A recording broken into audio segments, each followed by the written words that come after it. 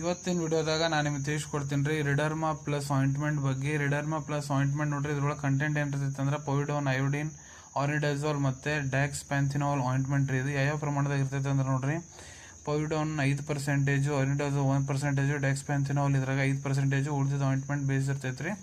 ಮತ್ತು ಇದನ್ನ ಎಕ್ಸ್ಟರ್ನಲ್ ಯೂಸಿಗೆ ಅಷ್ಟೇ ಯೂಸ್ ಮಾಡ್ಬೇಕ್ರಿ. ಇದನ್ನ ತಯಾರು ಮಾಡೋ ಕಂಪ್ನಿ ಏರಿಯಸ್ ಫಾರ್ಮಾಸ್ಯೂಟಿಕಲ್ಸ್ ಅವ್ರು ತಯಾರು ಮಾಡ್ತಾರೆ.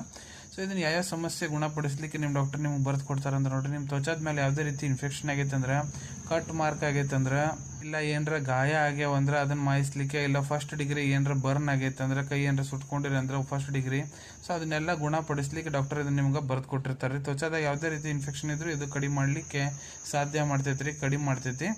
ಇದನ್ನ ನೋಡ್ರಿ, ನೀವು ದಿನಕ್ಕೆ 1-2 ಹೊತ್ತು ಹಚ್ಕೋಬಹುದ್ರಿ. ಎಷ್ಟು ದಿನ ಹಚ್ಕೋಬೇಕು ನಿಮ್ಮ ಡಾಕ್ಟರ್ ಎಲ್ಲಿ ಮಟ್ಟ ನಿಮ್ಗೆ ಹಚ್ಕೊಳಕ್ ಹೇಳೋಂತಾರೆ ಅಷ್ಟು ದಿನದ ಮಟ್ಟ ಇದ್ರ ಉಪಯೋಗ ಮಾಡ್ಬೋದು. ಇದೇ ರೀತಿ ಶಾರ್ಟ್ ಮೆಡಿಸಿನ್ ರಿವ್ಯೂ ನೋಡ್ಬೇಕಾ ಚಾನಲ್ ತಪ್ಪದೆ ಸಬ್ಸ್ಕ್ರೈಬ್ ಮಾಡ್ಕೊಳ್ಳಿ. ಧನ್ಯವಾದಗಳು.